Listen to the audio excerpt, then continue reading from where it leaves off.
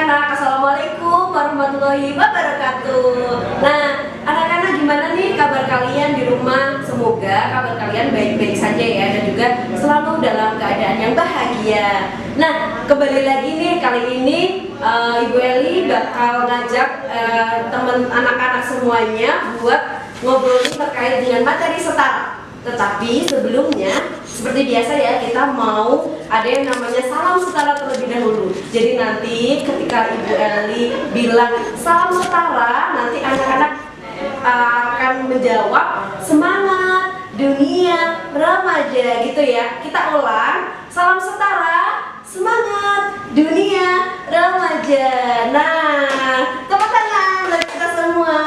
Nah, anak-anak penasaran kan pada kali ini kita mau bahas topik apa sih? Ayo tebak, kemarin kan kita sudah membahas terkait dengan proses perubahan yang terjadi di tubuh perempuan maupun yang terjadi di perubahan tubuh remaja laki-laki. Nah, selanjutnya kita mau bahas terkait dengan topik menstruasi.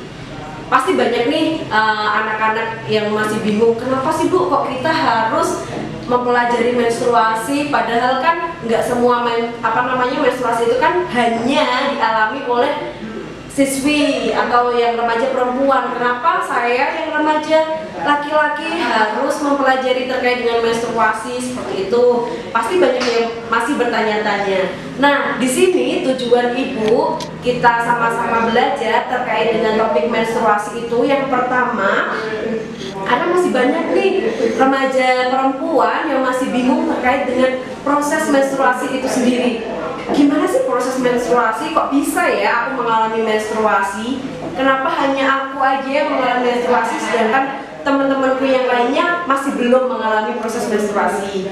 Nah, itu tujuan pertama. Tujuan keduanya adalah agar teman-teman remaja ini merasa nyaman nih.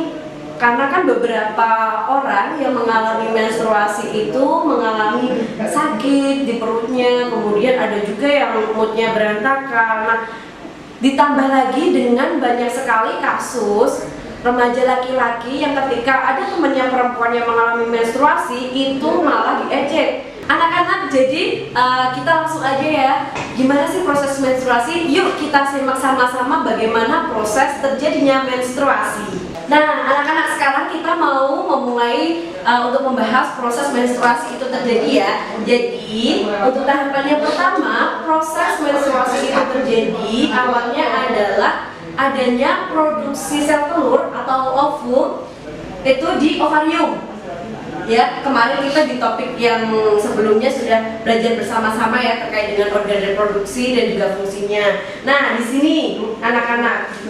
Nah, setelah sel telur itu diproduksi, ketika sel telur itu sudah matang, otomatis sel telur dilepaskan dari ovarium. Nah, proses pelepasan sel telur ini dari ovarium itu dinamakan ovulasi. Nah, biasanya itu ketika terjadi pembuahan, itu terjadi pertemuan antara sel telur dan sel sperma di tuba falopis ini ya. Nah, tetapi karena belum terjadi proses pembuahan atau belum adanya sel sperma yang menemui sel telur, maka sel telur ini dilepaskan, kemudian dilepaskan dari tuba falopi, kemudian menuju rahim. Nah, tetapi sebelumnya teman-teman, anak-anak, jadi ketika sel telur ini sudah matang, otomatis di dinding rahim ini kondisinya itu dia menebal.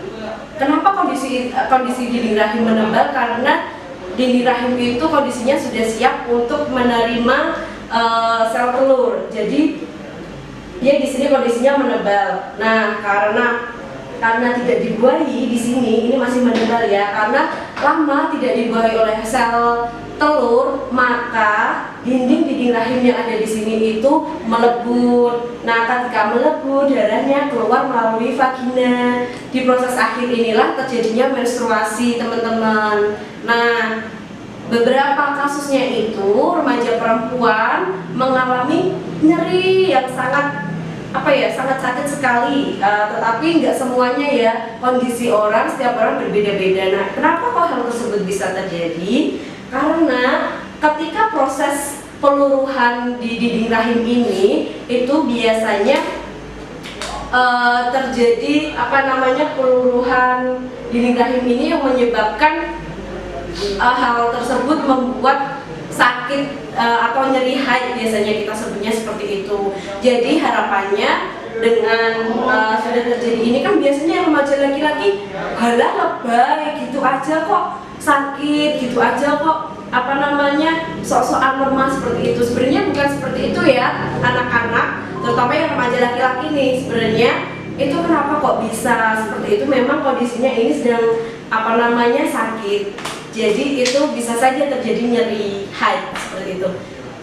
Nah, seperti itu anak-anak, proses terjadinya menstruasi yang tadi sudah ibu jelaskan dengan teman ibu ya. Nah, ketika anak-anak sudah mendengarkan dan juga paham terkait dengan proses menstruasinya seperti apa, kalau anak-anak ada pertanyaan ataupun ada permasalahan terkait dengan menstruasi yang kalian alami, kalian bisa chat ibu secara langsung ataupun menuliskan di kolom komentar ya, nanti bisa kita diskusikan bersama-sama. Nah, anak-anak, pernah nggak sih kalian mendengarkan kalau kita ngomongin terkait dengan menstruasi, pernah nggak sih kalian mendengarkan ada mitos dan juga ada fakta terkait menstruasi itu? Biasanya kan banyak ya persepsi yang ada di masyarakat, menstruasi itu seperti ini, nggak boleh seperti ini, harusnya seperti ini, kamu nggak boleh bla bla bla bla. Nah, karena itu ibu mau minta anak-anak buat mencari nih terkait dengan mitos fakta yang kalian ketahui ataupun yang ada di sekitar kalian. Mitos terkait mitos dan juga fakta terkait dengan menstruasi itu apa aja sih? Nah, tugas itu nantinya buat jadi diskusi kita selanjutnya ya anak-anak. Nah, seperti itu anak-anak terkait dengan topik menstruasi kali ini. Nah, di akhir sesi kita nggak lupa ya, kalau tadi kan kita buka dengan salam setara. Nah, di sesi akhir pun kita juga bakal tutup dengan salam setara. Jadi kita ulangi lagi ya, salam setara, semangat dunia remaja. Terima kasih anak-anak, semoga pembelajaran hari ini bermanfaat. Sampai jumpa lagi minggu depan dengan topik pembahasan yang lebih menarik lainnya. Terima kasih.